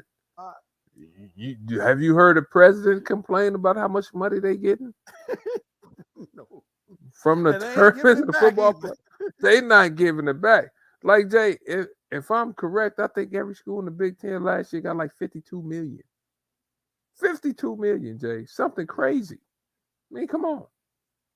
Yeah. Come on. And we're not talking about the season. They get you a lot of swimming pools. They get you a lot of swimming pools. That's 52 million from the tournaments and all the TV deals, all that extra stuff. I mean, come on, Jay, stop it. Yeah. Stop playing with me. All right. Let's talk some baseball. Hey, don't forget the TV deal that Kevin Warren just worked out with the Big Ten. All right, the school's going to be getting 100 million, almost 100 million, except between 70 and 100 million a year. And we're not talking about why do you think USC and UCLA is like, I love the Midwest. I love Chicago, Indianapolis, St. Louis. Why do you think they jump ship? Yeah, $70 to $100 million a year. And that's not counting the ticket sales, the parking lot prices. Nope. Not included at all. Apparel. Yeah. I mean, think about that. Think about that now. That's why, Jay, that's another mental health. That's a lot of stress coming with them jobs now because you're making a lot of money. But you know what, though? I got to say this, too, though, because, you know, and my wife is, you know, she's put this in my head, too, now. And she make a good point. And everybody know my wife graduated from Texas A&M. But here's the thing. She says, you're right. They are making $100 million. So why the hell is the tuition $70,000 a year? Because if you're making that much money, it's a whole lot more of your student body who could be going to that school at a a significant reduce in cost because if you can get into it's school. a business. Because it's a business. It's a business. They're not going to trust me. They're not going to lower tuition, okay, unless you're a special player or whatever, okay, because they still getting the money there. They're still getting all the endowment money that they have. Why they want such big endowments? I have no. What do they do with them? What do they do with endowments? They build buildings, expand. All right, they'll probably use that to expand so you can bring in more students who are going to pay more $50,000, $60,000, $70,000 a year. Okay, Exactly. so that money is an investment into more students. I would imagine, just from a business perspective.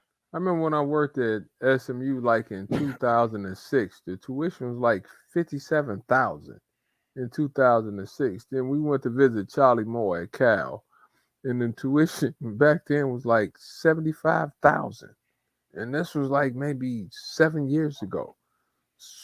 Think about that. That's a lot of money. Why is tuition? Like Sean said, it's a business. That's a great question too. That's a heck of a lot of money. If I were colleges, I'd be like, don't count my money. Stay out my pockets. You do you. We're going to do us. That's a great point. I agree with you, Sean. It is definitely a business. I just think of the larger impact we're having on society if we make it unaffordable for people to go to school. I think that's the other part of it. That's the other side of the coin of it, is that, what are we doing in society if we're putting this thing so far out of reach for some people to attain education so that they can improve their life as well. Don't get me wrong. And I know this is capitalism and that's just part of what comes with it, but I just think somehow they got to find a way a little bit to help some of the other people. That's all I'm saying. Jay, I disagree with you. There are millions and millions and millions of dollars that goes unused every year in scholarships and grants. Okay, so because people want to coddle their kids nowadays, and their kids don't want to do jack shit and get on. Look, if Quita from the West Side can get $2 million worth of scholarships, why can't you? Why can't you? That's true. Because she could. Why? Because she sat her ass in front of a computer, filled out all those forms. Okay, because she came from probably a lower socioeconomic background, the fees probably waived. All right, she decided she wanted to go to school for free. So if you're a person of color, there is no reason why you can't get most of your tuition paid, if not all of it paid, if you do the work. If you don't want to do the work, if you want to bitch and moan and complain about, oh, I got the student loans, I got to do this, no, you don't. No, you don't, because trust me. Before I went to when I went to Holy Cross, before they came and game me a scholarship, I had about $2,500 to $3,000 in scholarships just from, because there was no computer back in 88, 89. There were no computers back then. That was the floppy disk. The floppy disk. There's no internet. All right.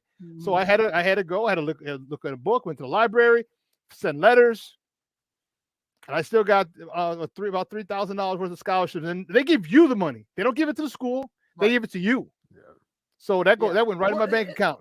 That's a good response, Sean. I cannot argue that point either, because I did the same thing. I didn't get an athletic scholarship, and I funded my education through Pell Grants. Never had to take out a loan, fortunately. But I got, someone told me back in '88, there's millions of dollars that goes unclaimed of grants and scholarships every year. I was like, what? And like you, I remember sitting in the college counseling room or something at Olive Harvey. Mm-hmm. It was time for me to get ready to go to a 4-year, and they're like, look, we got one computer in here. You sit down in front of it, and they had like a database or something, because it wasn't the internet. Mm-hmm. Database, and they were like, these are all the people you need to contact. And you just wrote letters and called and did whatever you had to do. And I ended up getting money. I got money from the Boy Scouts of America because I was an Eagle Scout. So they had some money for me. I got money from the Lutheran Church of America because my mother was Lutheran. I got money from the Catholic people because my aunt was a Catholic person. So I was getting money from just piecemealing it kind of all together. And that's how I did it. So I do agree with you that, people do have to work. And even my wife says that. She's like, people think that athletics is the only way they can get a scholarship. They get academic scholarships all the time. But you got to put in the work in the classroom for one. People don't understand, man. You get a lot of companies. You have a lot of companies who make a lot of money, and it's a tax write-off for them.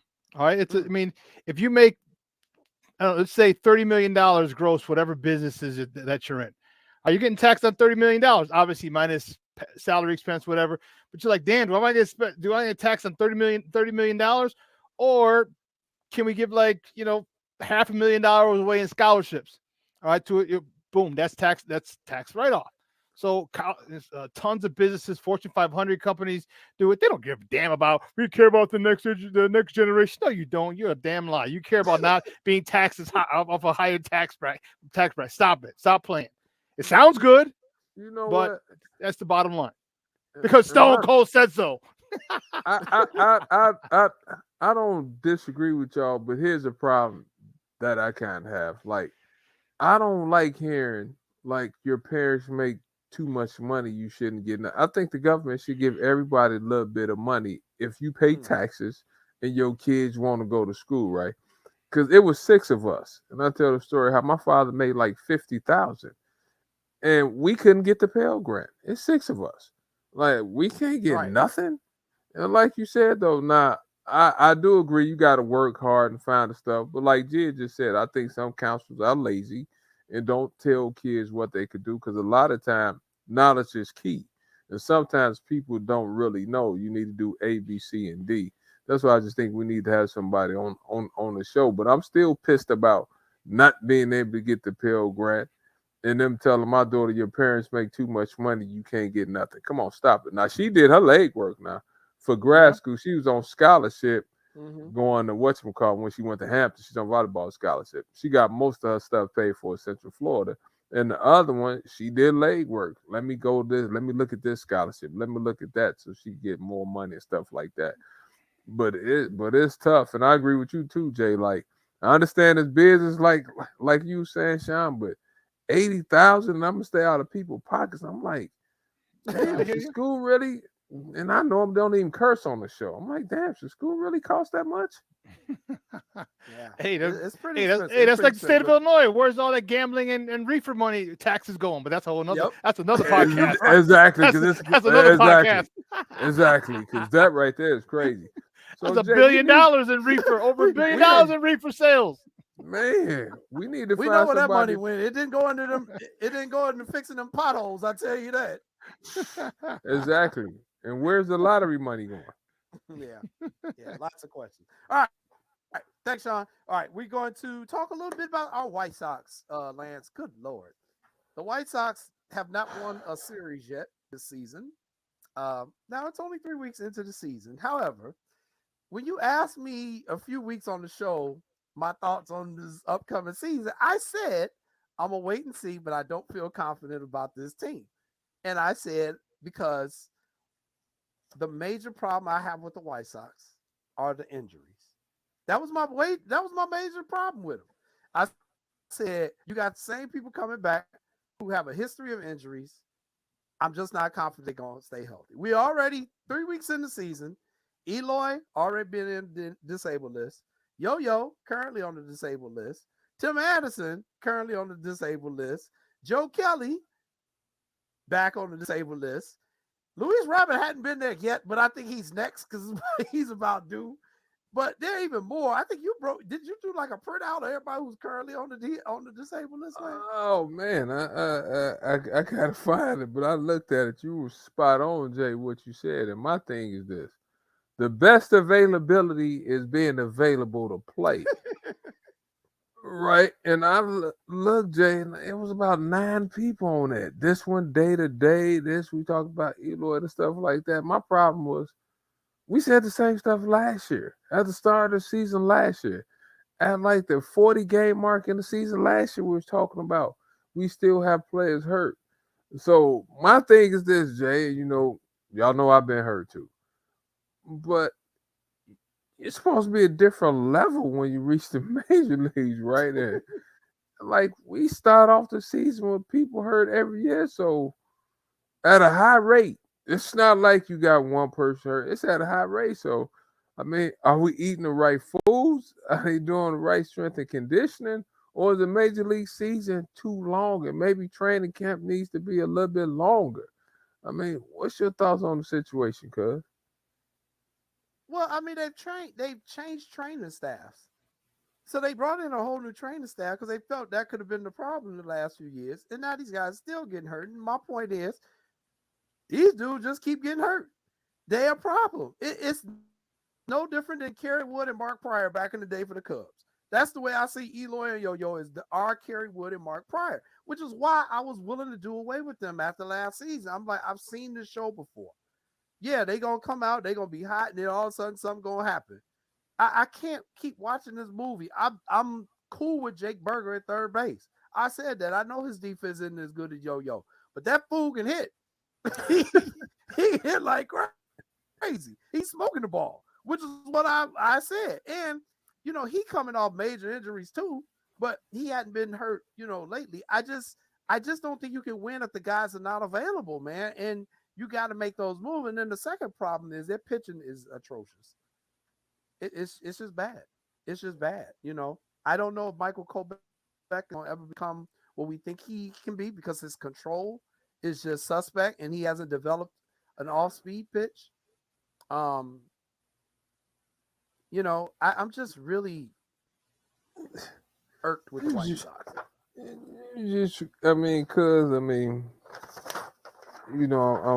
I'm looking at this. I was trying to find the pitching staff, Jay. And I was gonna ask you this. Is it the cold weather? Like, is your body better in a warm climate? Is it just cold in Chicago where, guys' bodies just not as tough playing in the cold? I mean, I don't know, but with that being said, because it's just bad. It's bad, and until you're able to consistently put a unit on the field, and no matter what sport you play, football, basketball, baseball, then you're going to struggle. Because and I know, it's a difference between a starter most of the time and a bag up.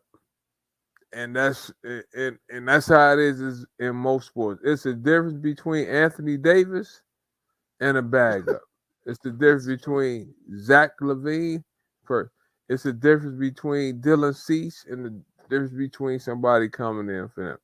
So I don't know, but you said they just changed the training staff. I didn't even know that it was traded. So, Jay, do you think they're playing too many games? Baseball players? Yes. I've gone back and forth with this. I would love to see them move it to a 150-game season, but as Sean just said on our previous conversation, it's a business. The fools ain't about to give up no damn money. Hell, they just added extra games in the NFL season. That's the most physical sport humanly possible. We know they shouldn't be playing 17 football games, but, they going to do what they going to do because the money is too big. So, do I think they're playing too many games? Yeah. Because you're doing 162 games plus another 30 games in spring training, even though, don't get me wrong, you're not playing a full game during spring training. But then you get to the playoffs, then you're going to have the playoffs. Yes, they're playing too many games, but they're not going to cut that down because that would make too much sense. So the other argument, though, the other side of that coin, Lance, is that, today's athletes have the most technology advanced medical philosophies and equipment ever known the history of mankind. So some of this is on the athlete too, man. You got to get your body ready for that grind. And I just think a lot of them not willing to do that, especially once they get their paper. And I think that may be one of the problems with this White Sox team is that once everybody got their money, they kind of mailed it in. I think Rick Hahn, he did something that was really business friendly for the White Sox and signing a lot of these guys to long-term deals, which was paying up a whole lot of money. But I don't know. Do they still have the heart? Do they still have the effort? I don't know. I got a lot of questions about this team, and I will say it now, and I know people are saying it's early in the season, but I've felt like this ever since last year.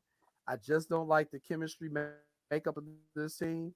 I think they should actually blow it up and rebuild the rebuild. And I know that is really hard for a lot of White Sox fans to hear, but I think you got to rebuild the rebuild and get started now, because you can still get something for Eloy, you can still get something for Yo-Yo, but you got to get different type of players and different type of chemistry. I think the White Sox had their window. I think Jerry Ryan So what screwed you it up saying? We when he made wasted them years bring in with Tony Tony La La Russa. Russa. Yes. I'll just beat you to the punch. So you saying we wasted our years with Tony La Russa? Yes, I think those 2 years with Tony La Russa really put them back. It really put them back. It changed the mojo. It changed the whole chemistry of the team. And you can see it. Like they haven't gotten that confidence back. That and then that when they got to the playoffs that year with Tony and Houston whooped our ass in the first round. I think Did they? Yeah, I think that was like when Ronda Rousey finally got knocked out one time. After that, she was like, woo, I think I'm gonna retire and go to something a little bit less dangerous. I just think they got their bell run from that Houston series, and they ain't never recovered from that either. So I think you can't win with these guys. They're talented players, which is why I think you trade them and start building your next team for the future. And you better start with pitching, because Michael Kopech, I'm not confident he's going to see the development. I just would not. I mean, Jay, do you like any of them? Bummer, Cease, Kopech? A bummer. Oh, I can't believe you brought his name up. My cousin Lisa's watching that right now. She probably, I know Lance didn't tell Jay's a bummer. Maya gonna come jump on the show. She hear you say that again. Not I like Cease. I think Cease been pitching well. I watched him. What was the last week? I think Jay, he pitched an excellent game. We just didn't hit. What you say? Okay. We just didn't hit that day. Yeah, Cease can pitch. No doubt. They got a pitcher, but I think Clevenger's been okay, for what you got for him. But it's just I think Lance Lynn he's probably really a 4, and you got him pitching as a number 2. They need a left-handed starter. I've been saying that for a while. I don't know why they didn't address that issue. And the bullpen has just been god awful. I feel sorry for the manager. Every time he brings somebody in, they just as bad as dude he just left in. So the man, his hands are tied. But Jay, I've been talking about the pitching for 2.5 years. Yeah. It's the first thing we talk about every year. Jay, the pitching, but it's always a but, Jay. Then we always talk about the hitting. I used to say last year, oh man, we got a good hitting team. We got all this power. And you was looking at me like, power? We was swinging for the fence all the time, missing, striking out. At some point in time, I think it was a year ago, we damn near, let me stop doing that. We led the league in strikeouts almost. We was swinging for the fence. But sometimes, Jay, from a coaching standpoint, you only have a short window. And sometimes your window would pass you by. Because everyone is not sitting back just wanting to be marginal. It's people that like making their money and is trying to make more money. See, because if I'm making 18 million, I'm trying to go get 30 million. That's just me. If I'm a manager, Jay, I'm trying to get, instead of 2 years, I'm trying to get a 5-year extension. So you need your players to show up, and you need to hit it just right. Like UConn hit it just right. But I'm starting to agree with you. Maybe the window is closed. Yeah. So it's a really hard pill to have to accept. Yeah. But it's just I just don't see it, man. I just don't see it with this team, man. And I love Tim Anderson. I love Tim. I love Luis Robert. But man, I want the team to win. It don't matter how much I love individual players. If they ain't winning no championships, or they ain't winning the division when it ain't a COVID year, I mean, they ain't doing nothing. We need the team to perform, and I just don't think they have the right chemistry. I do like the manager. I think he's a good guy. I think he knows what he's doing. But I think, as Ozzie Guillen Jr. comes on and says all the time, this is not a third manager with the same group of players. You didn't like Ricky Renteria, and I agree with that decision. Nobody liked Tony La Russa, and now you're on your third manager. So if you can't do it with this third manager, it ain't the manager. No, and as a manager, Jay, like you can only do so much if your players are not performing and maybe they're not good enough. And you're in a situation where these days they not letting you sit around for 5 years, Jay. No sport, excuse me, no team Mm-hmm. is letting you sit around for 5 years losing. They will get you out of there Mm-hmm. first before they get the players out of there. And sometimes you don't even have a fighting chance. Like, what is he supposed to do with half his team hurt? Half the team hurt. Is that his fault? Is that his fault? But when your record No, is getting beaten up because it's once not. again your players not available to play, your record is getting beaten up. They're not gonna come back and say the players. Well, they might say a little bit. Well, they had a lot of injuries. They're gonna look at your wins loss record. They're not gonna say if players missed 50 games because of injuries. They're gonna put an asterisk by there and they're gonna say, okay, let's bring another manager in. So that's a tough situation. So Mm-hmm. I'm starting to look like you. You starting to convince me maybe they do need to blow it up. And you know what? And this is another reason why I'm getting upset too. Because I'm tired of hearing from Sean Merritt and Nick talk about the Cubs. I don't want to hear their mouths talking about your team's supposed to be so good and all this and all that. I don't want Jay. I don't want to hear that. I don't want to see Nikki and Yeah, Sean running around with Cubs hats, Cubs jerseys, talking about I told you. Do you want to hear that BS? I don't. I don't want to hear it. I don't want to hear it. But they got every right to say it because it's true, and I can't deny it. I can't deny it at all. So And what you can I and say? shout out to our boy Julian Green. I like going to a Cubs game, so we need to Yep, we need to reach out to Julian and go watch a Cubs game. we do. We do. We do. We definitely need to do that. Okay. Last topic as we're getting a little bit late in the show here. The Blackhawks finished their season and they finished with the third worst record in the NHL. So this season was a complete failure because we wanted to finish dead last, but we finished third from last, which isn't bad. They will be in the lottery for the Connor Bernard sweepstakes. Connor Bernard, I know you're not a hockey aficionado. He is Not at all. basically That's your. the dude who was Is he going the to next be the Gretzky? next wave. Is he the next Gretzky? Yes. He's the next Gretzky. Yes. Yes. So He is the yeah, next Gretzky. So shout out to our guy Jonathan Taves though. Yes. I just hate when you at the end of your career because he had some great shit. I think he won what was it, 3 Stanley Cups, Jay? Yes, he did. So a shout out. And you want a guy like that to go out on a winning note. So shout out to Taves. He had a great career with the Blackhawks.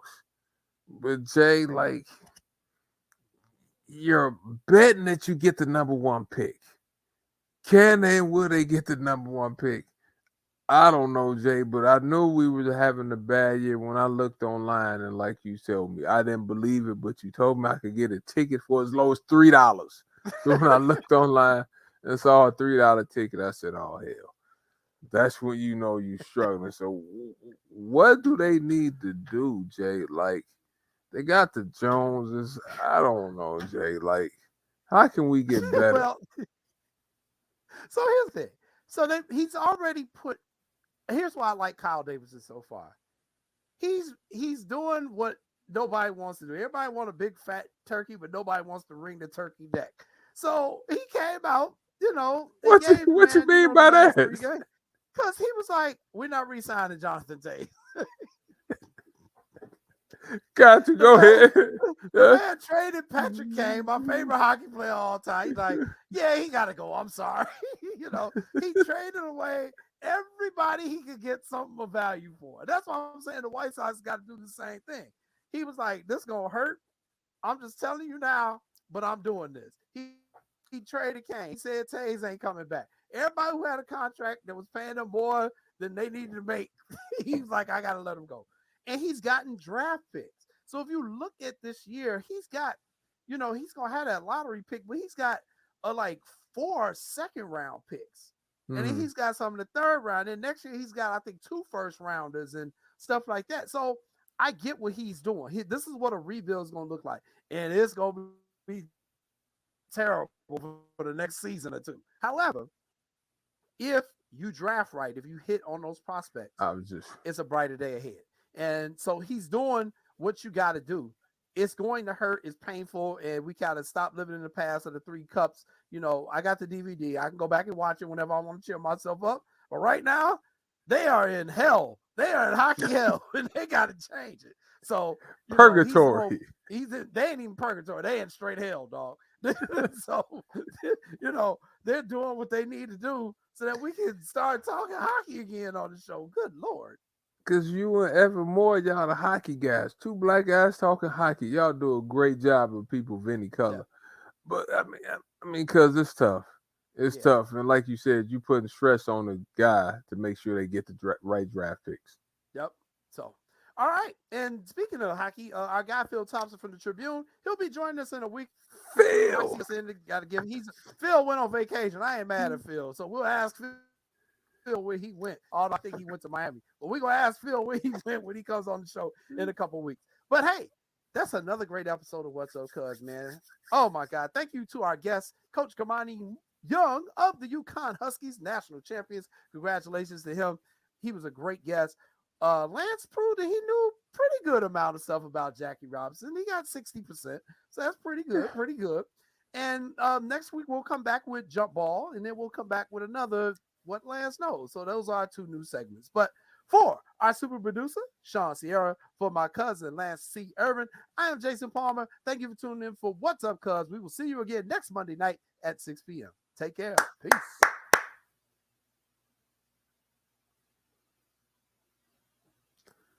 Make sure you have my thing.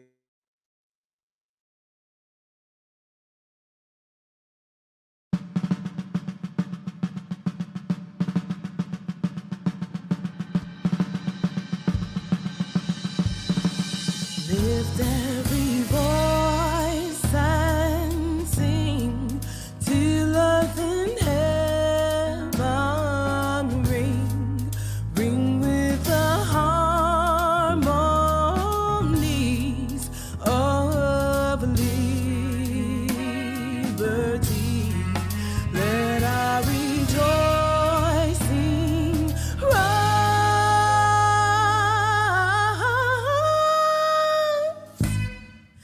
high as the listening skies.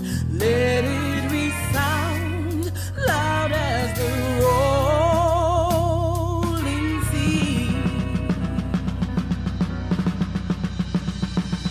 Sing a song full of the faith that the dark past has taught us. Sing a song full of the hope that the present has brought.